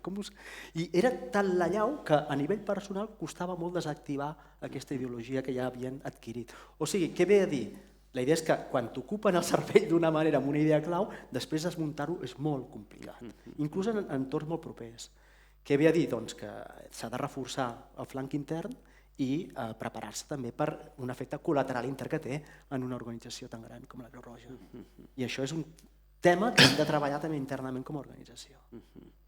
A mi m'agradaria dir que, a banda de tot el que ens arriba per xarxes, a vegades també aquesta desinformació o aquests estereotips que estan arrelats de forma històrica a nivell social, jo què sé, les persones amb una problemàtica de salut mental són perillosos, estan sempre allò a punt de liar-la. Tota aquesta desinformació ens arriba també a través dels mitjans més normals, a través dels mass media i, desgraciadament, també a vegades a través de les institucions. Jo recordo l'última intervenció de la consellera d'Interior, desafortunada, parlant de que una persona amb trastorn de salut mental havia fet no sé quina. Llavors, jo també vull posar sobre la taula que, evidentment, és molt més difícil que el periodisme així de normal faci, diguéssim, propagui aquests discursos d'odi, poder això no, però sí aquest discurs més de la perillositat, allò que és problemàtic perquè aquella persona que té aquella... Jo parlo salut mental, però el Giorgio us pot parlar de les persones sense llars i La Roma. De tot el tema del jovent acollit i acabat d'arribar. I jo crec que són com dos fronts que també caldrà veure d'alguna manera com ho fem i com ho veiem. I jo sí que això que ens explicava el Rubén, clar, a nivell d'entitats, a nivell de primeres persones, sobretot a nivell de la persona que pateix el trastorn, l'entorn de cura que d'alguna manera en té en té cuidado, no? Et va fent entrar en un desànim, amb una mena d'irritació, de mal humor, de pensar, bueno, però això com ho combats, no? I evidentment et fa estar alerta i a vegades et fa reaccionar, però a vegades t'enfonsa en la misèria. Vull dir que és una mena d'arma de doble fil.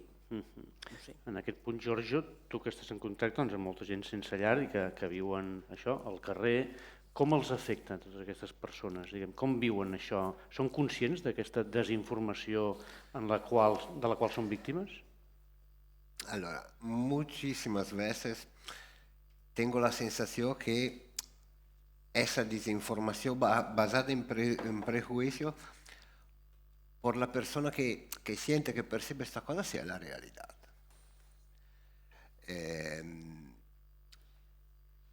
¿Por qué? Porque no tiene otra informaciones. Puede ser que llegue simplemente esa información. Y esa información puede portar también mensaje equivocado por el día a día de la persona, simplemente. Puedes complicar el acceso simplemente a los servicios básicos. Puede, por ejemplo, un tema que es todavía pendiente, el tema del empadronamiento en la ciudad de Barcelona. Parece que todos los organismos institucionales sean puertas abiertas, dispuestos a empadronar todo el mundo, cuando la realidad es muy diferente. Y la persona vive eso con mucha ilusión, porque toca la puerta y piensa, salgo con el empadronamiento. Nada de todo eso. No és així. I suposo que també els hi arriba els hi genera com inseguretat, por, no? Por. El miedo es anche un miedo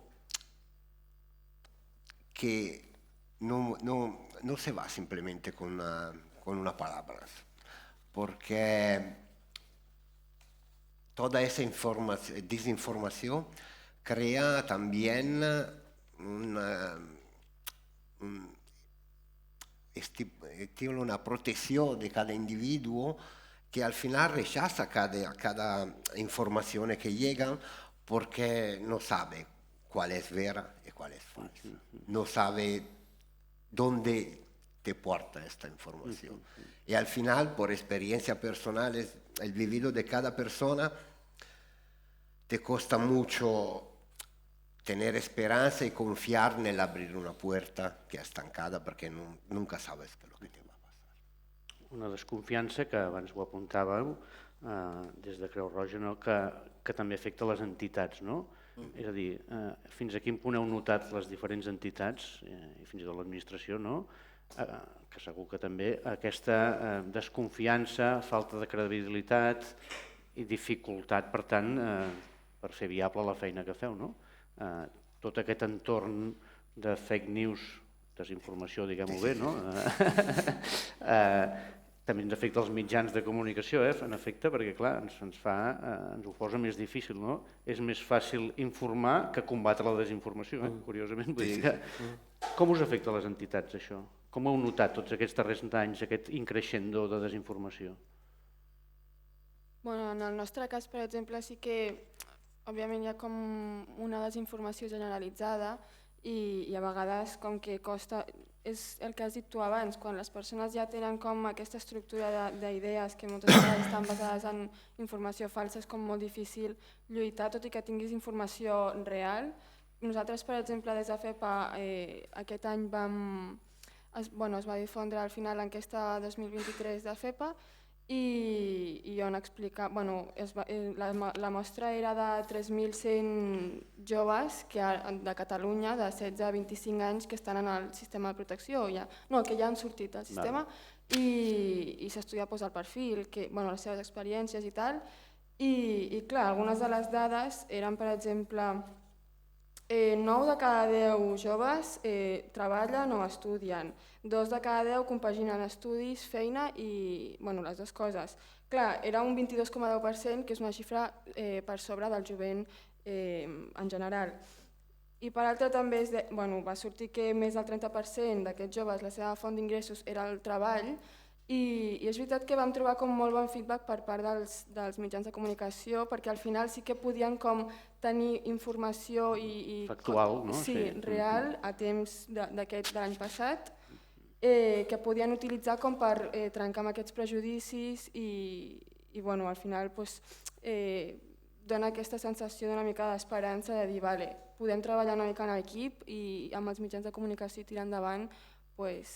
De totes maneres, ara hi ha hagut la crisi de la Dgaia, no? Que això suposo que ha tornat a ser una rebregada important en aquest entorn. No? És un moment molt complex i molt... Sí, hi ha molta tensió ara mateix. Sí. La resta d'entitats o d'administració, com abordeu aquesta falta de credibilitat, aquesta desconfiança? Mira, ara us volia recomanar que tenim penjat ara recentment a la web del departament un informe que vam encarregar a la Universitat Autònoma de Barcelona, al grup Antígona, sobre els discursos d'odi, i crec que ofereix dades força interessants. És a dir, crec que hem de potenciar, i això ho deia la Nereida abans, les dades, els estudis, la recerca, amb aquesta perspectiva de gènere interseccional, és a dir, que vagi a mirar els eixos d'opressió i com estan funcionant. Clar, nosaltres en el dia a dia estem en un entorn d'amistat, diguéssim. És a dir, quan has de fer reunions interdepartamentals o amb altres unitats promotores, amb organismes, amb institucions, sí que aquesta sensació d'aliança. El que sí que us puc dir és que ens arriba moltíssima angoixa dels col·lectius, de les pròpies entitats, de les associacions, en relació a això, als discursos d'odi, a la desinformació. Això està, perquè clar, les entitats sou les que moltes vegades feu les activitats a nivell pedagògic, en les aules, en els centres educatius, i ens arriba aquesta angoixa. També des del nou departament d'esports, intentar teixir algunes accions consensuades a nivell de lluita contra el racisme, perquè creiem que hi ha entorns que són molt propicis per poder treballar-ho, més enllà de les aules i l'entorn educatiu, que també. I després crec que jo torno a les xarxes socials, va a una velocitat tot tan bèstia que potser ara nosaltres estem pensant en l'algoritme i en els continguts que hem d'omplir les xarxes socials amb un contingut alternatiu, però és que la intel·ligència artificial ja va 5 passos per davant. Llavors sí que us volia comentar, només mencionar-ho per entrar més en profunditat cadascú. AlgoRace és un projecte que està treballant com canviar l'algoritme antiracista dins de la intel·ligència artificial.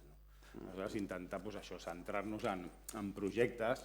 Hate Blockers, per exemple, és un projecte que està a Aragó, que us el recomano moltíssim. A més, utilitzen l'humor, que crec que és una eina, també un instrument bastant potent, i Hate Blockers té tot un grup a Discord, que és una aplicació que s'utilitza sobretot en el món del gaming i dels videojocs, però també cada cop més amb altres plataformes i amb altres sectors. Aleshores, Discord té aquest grup de Hate Blockers, tu dones d'alta, hi ha tot un decàleg per ser un bloquejador de l'odi, és a dir, precisament no donar amb material superinteressant. Aleshores, s'autodefineixen com a llútries, és a dir, nútries, perquè diuen que quan hi ha un riu contaminat, els primers animals que arriben quan el riu està net són les nútries. I ells es defineixen com les nútries de les xarxes socials, del món digital. Molt interessant. És una llàstima perquè això era un projecte que estava subvencionat amb una temporalitat determinada, però hi ha gent que ha volgut mantenir-ho. I per tant, això, centrar-nos en alguns dels projectes. Després també, dèiem abans, la necessitat de contrastar la informació, és a dir, de com abans de repiular una notícia, contrastar la font, veure que això és real. Clar, però això és feina, això demana temps, voluntat... Jo crec que en general tot el que sigui la justícia social i els drets és feina, és a dir, perquè amb un vídeo d'un podcast de 15 segons pots difondre un missatge d'odi feixista facilíssim. En 15 segons, un argument antifeixista jo crec que és més complicat. Normalment sí, genera més feina, això és així. Llavors us volia mencionar hi ha uns verificadors de dades independents, com per exemple Verificat, Neutral, maldita.es, i hi ha una internacional també que es diu fact-checking network. La Nereida els menciona tots a l'informe, estan Perfecte. allà tots ressenyats. Perquè jo penso que és això, moltes vegades ens cal difondre instruments i eines, com deien, per combatre-ho. I per últim, mencionar-vos també una figura que trobo superinteressant, que és la figura del Trusted Flagger, que és una mena de moderador oficial. És a dir, si el Trusted Flagger comunica a TikTok o a Facebook o a Instagram un contingut d'odi, se li fa cas des de la plataforma un 60-65%. Si un usuari comunica un contingut, se li fa cas amb un 30%, a l'hora de bloquejar aquest contingut. Per tant, crec que aquesta figura les hem d'impulsar des de les institucions també, és a dir, donar força a aquestes figures de Trusted Flagger i també potenciar aquest paper de moderadors dels fòrums, aquesta identificació, especificar molt bé les normes d'accés, és a dir, anar trobant aquesta caixa d'eines per anar combatint una realitat que tenim a sobre la taula. Giorgio, ¿volies dir alguna cosa? Sí, yo pienso que por ayudar a disminuir o tancar ese discurso de odio y esa desinformación basada en prejuicios, debemos un poquito cambiar un poquito la mirada también da parte de las entidades en ese sentido. Un ser humano que toca nuestra puerta no es una persona vulnerable, es una persona ya vulnerada. Ese concepto para mí es fundamental porque también ayuda a los órganos institucionales y todos a ver las cosas de modo diferente. La desinformación basada en prejuicio juega con las palabras vulnerables. Porque ese discurso dice, ¿eres vulnerable? ¿Por qué? ¿Por qué no he hecho nada por no ser vulnerable? Tienes tiempo para no ser vulnerado. Y quindi fomenta ese discurso. E penso che usare la parola, no, la persona sinogale è una persona già vulnerata.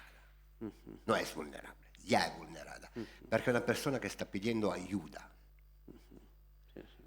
Eso es un tema que puede ayudar a tancar un poquito y a disminuir ese discurso que fomenta ese odio. El llenguatge per comunicar és molt important, no? Per tant, Molt important. el llenguatge d'odi, la desinformació comunica molt bé, diguem, no? Jo sempre dic que el Trump és el millor comunicador amb el pitjor missatge, no? Perquè és un paio que pam, pam, pam, va fent titulars, no? Amb un missatge fastigós, no? Però és bo, per desgràcia, no? Per tant, hem d'aprendre a fer missatge, no?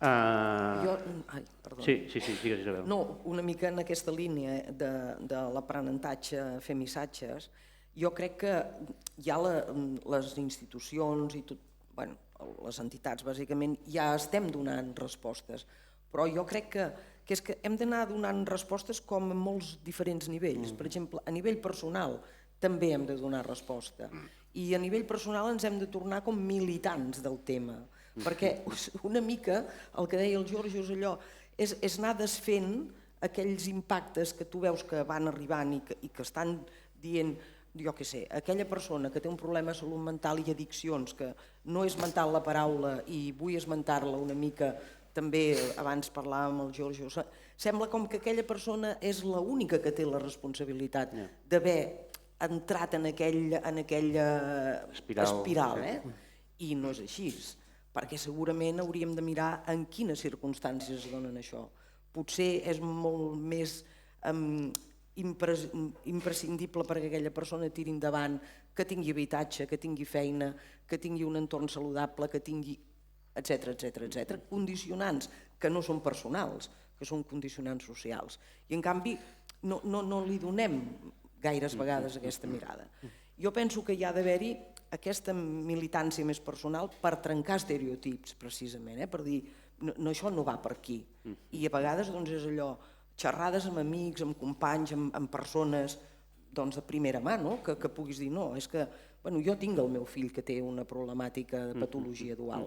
Doncs parlem-ne, no? Vull dir, jo no sóc una família desestructurada, perquè sembla que tot ha de passar per això. No, no té per què. Que hi posa a vegades, sí. No sé si se'm permet dir més coses o vaig passant la paraula, perquè... Pots monopolitzar una estoneta, doncs. Perdoneu. No, de fet, clar, això és més al nivell personal, però jo crec que a nivell de salut mental a Catalunya ja s'estan fent moltes coses per anar trencant aquests estereotips. S'engeguen programes com l'Activa't, com el Situa't, es fan formacions, es fa incidència política. Vull dir que podria anar explicant coses, però també com a associació més petita, jo estic a Granollers, comarca del Vallès Oriental, doncs també fem presentacions de llibres, cinema, fòrum, xerrades, col·loquis. L'última cosa que es va fer, un tema d'incidència política, petita, perquè nosaltres ja us dic que estem a casa nostra allà, és una comarca això. Però, per exemple, a nivell de taula de salut mental, molt important associar-se, molt important tenir persones amb qui poder parlar, amb qui poder establir diàleg, establir aliances. Es va fer una jornada tècnico-política, que en vam dir, amb tècnics i polítics de tota la comarca, organitzada per la taula de salut mental, per parlar dels infants i els joves l'oci inclusiu. Van assistir-hi 120 persones, no està malament. És anar picant pedra, picant pedra, picant pedra. Perdoneu. Òscar. Jo, si em permeteu, una mica referenciat al que deia el Giorgio, no? Som del parer que el nom fa la cosa. El nom fa la cosa. Si tu parles a persones vulnerables, en certa manera el mateix llenguatge ja estàs etiquetant. Estàs estigmatitzant, estàs dient que aquesta persona té un adjectiu indissociable. Nosaltres, des de Creu Roja, preferim parlar en diferents situacions, de persones en situació de vulnerabilitat, que és molt diferent. Tu pots ser vulnerable en un aspecte, però en pots sortir i pots normalitzar. En una situació d'emergència generalitzada, en un terratrèmol, en un tsunami, en una dana, hi ha moltes persones que viuen d'una forma normalitzada i que de cop i volta, per aquest desastre natural, viuen en una situació de vulnerabilitat. No són vulnerables. En aquests moments requereixen d'aquest suport d'emergència. Digui'm. Ja vull dir una cosa. No, està bé això, però llavors la desinformació amb les seves estratègies comunicacionals potentíssimes i orquestrades fan servir el políticament correcte per destruir el missatge també. La burla del políticament correcte és molt potent i això, per tant, jo recomanaria els putejats, vull dir, els que ens putegen, saps?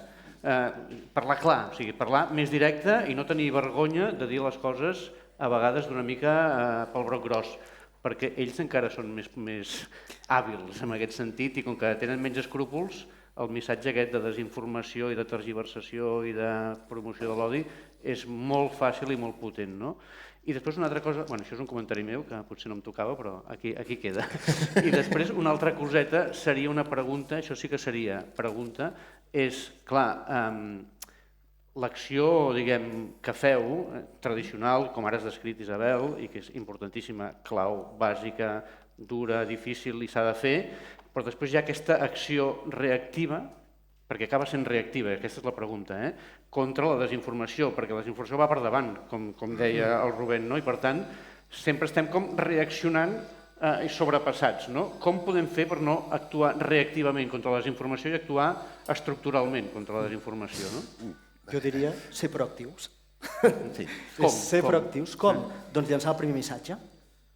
Mirar de llançar el primer missatge. Nosaltres tenim formes de treballar, de vegades, per exemple, el tema de l'humor, els memes. No els utilitzem, ens fa cert respecte utilitzar l'humor en clau d'humor per parlar d'algunes temàtiques socials. Aquesta és una frontera psicològica, diria, que tenim les entitats, de com abordem problemàtiques socials a través de l'humor. Però també a nivell informatiu hi ha un enorme repte comunicatiu per part de les entitats de com expliquem les coses en temps real. I això, de vegades, tenim molts filtres interns de com comunicar, com ens posicionem, el llenguatge que utilitzem, la terminologia, discutir internament amb els apartaments d'això tècnicament no s'entén de cara a la societat, com simplifiquem el missatge, com simplifiquem la idea i ser molt proactius. Això jo crec que és un aprenentatge propi de, si tu fas una activitat, explica-la pràcticament en temps real. Per què? Perquè llavors evitaràs que la bola es faci més grossa. A nivell de política pública, jo crec que ara estem construint el primer pacte nacional contra els discursos d'odi a Catalunya, crec que serà el primer a l'estat espanyol, amb una temporalitat 2026-2030. Llavors aquí és comprometre el màxim d'institucions, organismes, entitats, amb un conjunt de mesures i accions i amb un compromís econòmic darrere, amb un pressupost per poder fer realment efectives aquestes accions, si no, no té gaire sentit. I per altra banda, la taula del tercer sector també està dins del primer Consell Assessor de Drets Humans que s'ha creat, per el que dèiem abans, per crear aquestes aliances per combatre la desinformació i els discursos d'odi. Hi ha un grup específic de treball també contra els discursos d'odi. És a dir, el tema de la xarxa. Jo crec que hi ha accions individuals, hi ha accions col·lectives i hi ha accions comunitàries també. És a dir, crec que hem d'arribar a tots els nivells i a tots els sectors. Molt bé. Crec que hem esgotat una mica el temps. Digues, Giorgio, y después pasamos a las preguntas. Yo pienso que, como decía también antes, que la desinformación parece simple, pero se puede contrastar con una información eficaz. Y una información eficaz por llegar a una persona sin hogar, a una persona en dificultad, debe ser muy simple. No debe traer muchas cosas, debe ser simple y directa. Si no, se pierde mucho. Y, por ejemplo, la Fundación RELS tiene un equipo de comunicación muy incisivo y ha decidido desde años de hacer charlas ya de las primarias con personas que portan el propio testimonio, que han vivido la carrera, y con profesionales.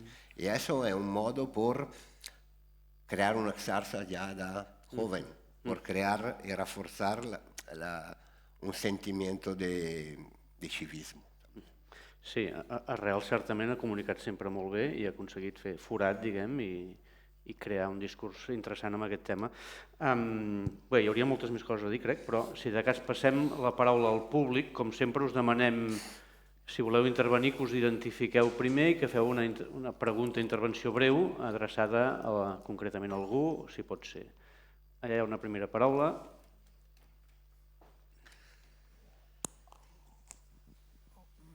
Bon dia, soc Borrell de la FATEC. Ha sigut una exposició, crec que molt brillant, però crec que després del que he sentit, crec que l'espai virtual està perdut. Jo crec que està perdut. I que l'únic lloc on es pot lluitar és en l'espai públic. I que aquí sí que crec que tots tenim molta responsabilitat per recuperar-lo. Puc respondre? Per mi és una falsa dicotomia. Les xarxes socials també són espai públic. No hi ha espai digital i espai social públic. Per mi és tot un mix, un revolòtum tot junt. I no pots combatre només un espai sense oblidant-te'n de l'altre. Jo, per mi, com que soc un gestor digital... Aquí hi ha el repte.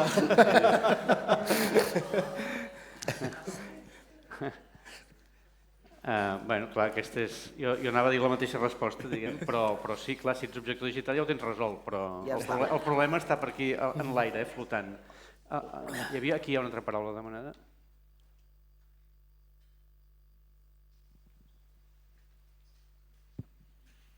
Acapararem una miqueta l'atenció, perquè jo també soc de la FATEC, em dic Joaquim, i jo, a part que discuteixo amb l'Esteve, i jo m'agrada molt la tecnologia, penso que el que ha dit la Nereida està molt acertat. Per què hi ha una desinformació? Per diners. I l'única manera de combatir-ho és amb diners. I els poders públics tenen que condemnar a la gent que fa això dintre les xarxes amb diners. I la justícia té que ser justícia. Jo, en els periodistes, no sé si n'hi ha més, però la Nereida i vostè, no veig que el Col·legi de Periodistes expulsi els periodistes aquests que surten a la televisió dient coses que no han contrastat o que són falses directament. No veig que les organitzacions de periodistes o el govern vagi contra les línies editorials de segons quins grups editorials. Bueno, escolta, els pressupostos de l'Estat van molt ajustats. Si els hi comencem a fotre multes, podem a lo millor aprofitar per fer-ho amb altres coses. Jo crec que la solució és perseguir l'origen en base a diners, perquè és per lo que es mouen, per diners. Gràcies. Per al·lusions quasi, no? No, clar, la majoria de periodistes que emeten barbaritats, diguem, no estan col·legiats al Col·legi de Periodistes ni són periodistes professionals. Per tant, el col·legi hi té poc a fer, per desgràcia, amb molta part del col·lectiu que exerceix, no? Però vaja, crec que sí que podria fer coses i en part en fa, no sé si la Nereida té més informació al respecte.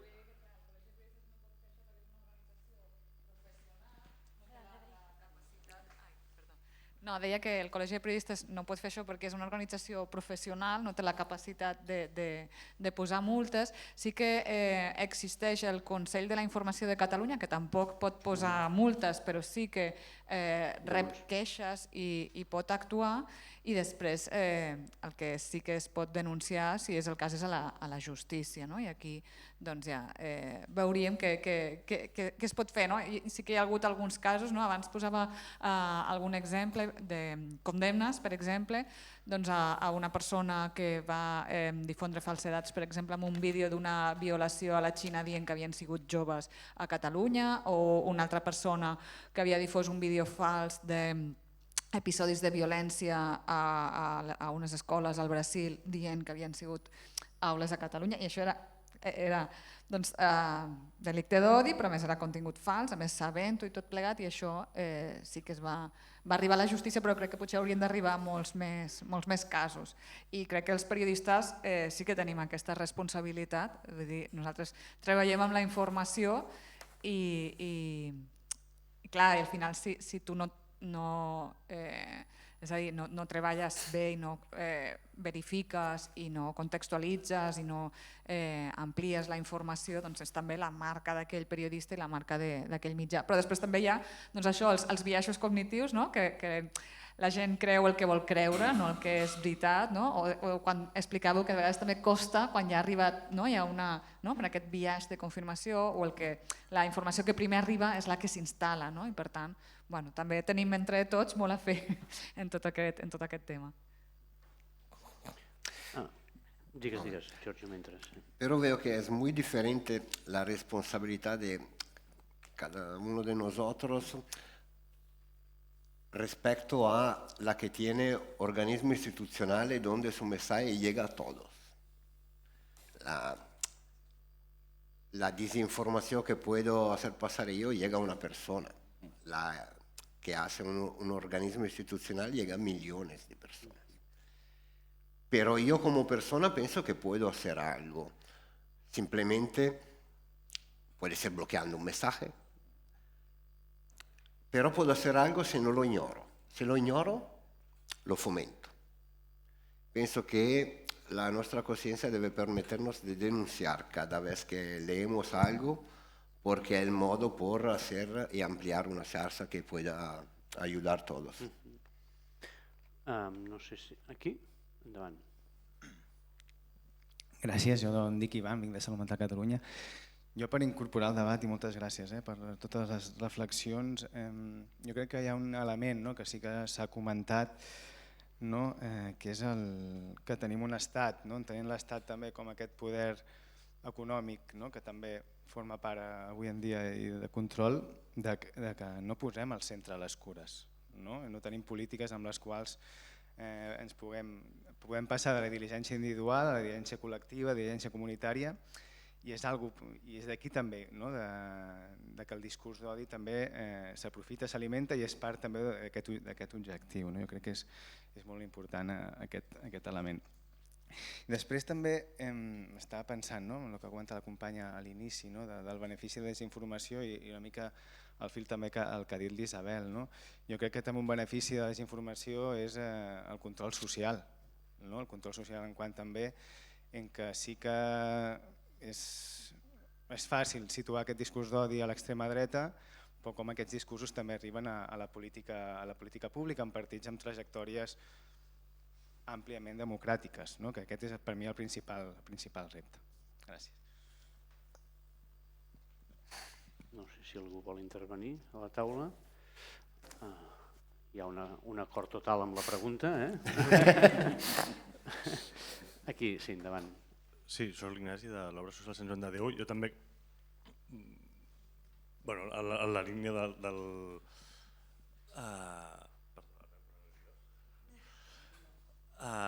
No, la línia que comentaves, que al final sembla que si qüestiones l'Estat o les formes de fer, siguis víctima d'aquesta desinformació o ja el vulguis destruir, siguis un aliat d'aquesta extrema dreta. I jo crec que al final on ens ha portat els estats moderns és una situació justament en què l'extrema dreta té un terreny de cultiu bestial, i que jo crec que hi ha una part molt important en la que no té la responsabilitat l'usuari o les pròpies entitats per lluitar contra això, sinó que la política institucional té una responsabilitat molt gran en construir un món o una aposta en positiu, perquè és que el que tens a una banda i l'altra al final tristament s'assembla molt. És evident que hi tenim molt a perdre, però crec que l'altra mirada és que hi tenim molt a guanyar també si construïm una cosa que doni resposta real a tots els reptes i no a un partit polític o a la supervivència individual o organitzativa. I crec que les entitats també a vegades són molt proteccionistes de nosaltres mateixes en aquest sentit. I després, en resposta al debat d'espai públic o xarxes socials, és veritat que és una dicotomia falsa, però també és veritat que les xarxes socials tenen aquesta aparença d'àgora neutra, però no ho són. I que el 1% sigui capaç de generar aquest 60% no és gens casual al final. Jo sí que crec que, com a mínim, les xarxes socials hegemòniques, liderada per les Big Techs, sí que són un terreny absolutament perdut i que sí que hi ha respostes que neixen de la ciutadania com Mastodon justament o Blue Sky a mitges, que sí que són un terreny interessant perquè no hi ha aquest interès econòmic i polític evident que hi ha en les altres. S'està encetant un debat a nivell europeu de la sobirania digital. És a dir, hi ha una dependència molt important pel que fa a l'ús de xarxes socials alienes a la Unió Europea i els valors que significa la Unió Europea. I aquest és el problema de base, que evidentment les xarxes no són neutres, són propietat de, i amb uns interessos, amb uns biaixos, amb uns algoritmes preparats per. Aleshores, combatre això és complicat. De fet, crec que la Comissió Europea vol destinar 800 milions d'euros a crear una mena d'escenari de xarxes socials pròpies de la Unió Europea, però això està molt per construir encara. Veurem quin és l'objectiu que ens portarà tot això i si seran capaços de neutralitzar aquesta incidència de xarxes amb una vocació vinculada als propietaris d'aquestes xarxes. Només afegir la creació de lleis, de protecció de drets, és un procés molt lent. I si us fixeu ara, els governs cada cop duren menys temps. Llavors, abans potser en 4 anys podies fer un segons quin marc legal, però ara és molt difícil, a vegades en 2 anys, engegar alguna iniciativa i més a nivell local per el que deien de les competències. És a dir, que crec que a nivell de protecció, això segur que la Nerea sap més, a nivell europeu s'està intentant impulsar aquest tipus de lleis, perquè si no és molt complicat. Sí, està claríssim que és un tema complex. Fem un parell de preguntes més i tancaríem. Aquí davant.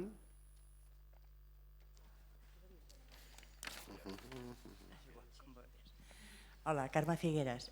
Vinc en nom del 3CAT com a Consell d'Informació, però aquí tinc 2 companyes que coneixeu des de la taula del tercer sector. Una és la defensora de l'audiència i l'altra també és responsable del llibre d'estil i estratègies d'aquest tipus. Dic que realment tu veus aquest panorama, la veritat és que m'ha encantat tot l'estudi i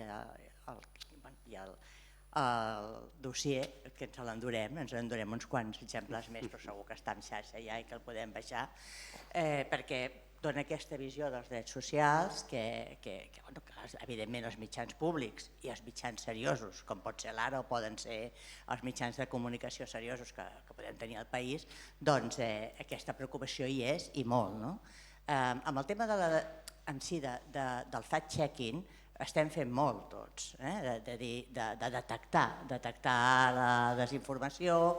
Nosaltres ara tirem endavant tot un projecte de nous informatius que té una unitat destinada a la verificació, i no només a la verificació, a més estem dintre la xarxa europea, que també n'hi ha una xarxa ja en temes de verificació per ajuntar els esforços de tots els mitjans públics. S'estan fent moltes coses. Jo crec que no hem de sortir tampoc, que és veritat que això és un món enorme i és com veure un gran exèrcit que et ve en contra i tu tens molts menys efectius, però has de lluitar, perquè si no se't mengen. I això, aquesta idea, i per això agraeixo també que les entitats que feu aquest debat, penso que és molt important, perquè estem realment rebent tots un bombardeig. Com ho combatem? Perquè no n'hi ha prou en detectar què és fals i què no. Hem de fer el contradiscurs, i amb això estem tots, i això jo crec que és molt important. Tot el tema de l'alfabetització mediàtica és importantíssim, i sobretot començar a les escoles i des dels mitjans, des dels serveis públics. La pròpia corporació també està en aquest tema, el CAC, i molta gent que està treballant a les universitats en l'educació mediàtica, perquè si no comencem per ensenyar aquesta manera de saber distingir i fomentar la democràcia, els drets socials, hem de tornar a la base.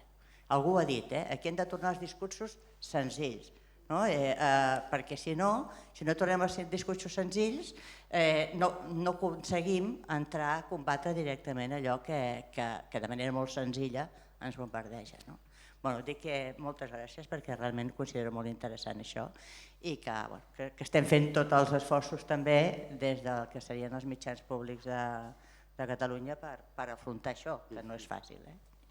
Moltes gràcies pel comentari. Una última intervenció. Hola, bon dia. Soc l'Emili Lázaro, soc empresari i soc membre de la Junta de Ventijol, que es dediquem a l'assistència psicològica, psiquiàtrica, vull dir, amb el criteri sistemàtic, que estem a Barcelona i en altres llocs també, donant col·laboració. Jo voldria fer una reflexió conjuntament amb vosaltres. Jo crec que estem en un moment de canvi molt profund, de transformació de la nostra societat, de l'europea en particular, o fins i tot diria del món occidental, vull dir conegut, com el criteri des del punt de vista que és el món més ric, per dir d'una manera. I jo, afortunadament, tinc diverses visions i aleshores, vull dir, tu vas veient una mica que estan canviant, en general, vull dir, tot, el criteri econòmic, el criteri del món del treball, el criteri de gestió d'empreses, vull dir, incorporar tot aquest tema d'aquí amb el criteri també tecnològic, que no podem perdre de vista, perquè fins i tot hi ha una definició que tot el que sigui l'aportació de criteris tecnològics o digitals és el sisè sentit que tenim nosaltres com a humans. Si ens donem compte, el telèfon a la mà el tenim tots. Vol dir que aleshores aquest sisè sentit és una realitat que suma amb les que tenim nosaltres i fins i tot tenim un problema que a vegades abarca fins i tot més o anul·la els altres sentits. Aleshores, dintre del criteri aquest d'aquí, quan nosaltres, poso la figura d'empresari i fins i tot des del punt de vista de fundació, que estem fent una reflexió cap a on tenim que anar-hi, és el mero fet de dir, el nivell de transformació que està havent-hi i sobretot el que ens espera des del punt de vista del que serà la incorporació ja no de la digitalització sinó de la intel·ligència artificial fa que la transformació serà realment profunda. Vull dir, com el tema des del punt de vista, si féssim un anàlisi des del punt de vista del món del funcionarat, vull dir, a tots els àmbits, local, vull dir, autonòmic, vull dir, estatal o altres, el criteri de digitalització, al moment que es posi en marxa, l'eliminació de llocs de treball serà realment, vull dir, també important, igual que serà també amb el món de l'empresa, d'acord? Llavors, què vull dir amb això? Vull dir que, clar, com combats aquest tema des del punt de vista d'un canvi de model de societat, com pots arribar amb ell i com ho expliques realment? Perquè, clar, aquí estem parlant de coses que no expliquem. No, El que passa que, no sé si s'ha acabat el micro, però hauries d'anar... Aviam, parlem de solucions quan no parlem d'ensenyaments. Si nosaltres no eleccionem a la societat que està havent un canvi, que hi ha una transformació i que està afectant d'una forma i afectarà molt més des del punt de vista de cobertura social i altres, vol dir, aleshores tenim un problema també, perquè estem tocant una part del problema, però no estem tocant tot el problema. Això acabo. Molt bé, moltes gràcies per la intervenció. Bé, hem arribat al final. Només agrair un cop més a la taula del tercer sector a l'organització d'aquest debat, el dossier de la Nereida, molt important, la vostra participació avui. Moltes gràcies a tots 5 i a tot el públic que heu assistit. Sapigueu que podeu consultar el dossier en línia. Ara, per tancar, finalment, pujarà aquí a l'escenari amb nosaltres la Bàrbara Díaz Santis, coordinadora del grup de treball de polítiques d'igualtat i inclusió de la taula del tercer sector, i ens farà una síntesi i una breu reflexió per tancar. Per tant, jo us demano ara, si voleu baixar, que pugi la Bàrbara.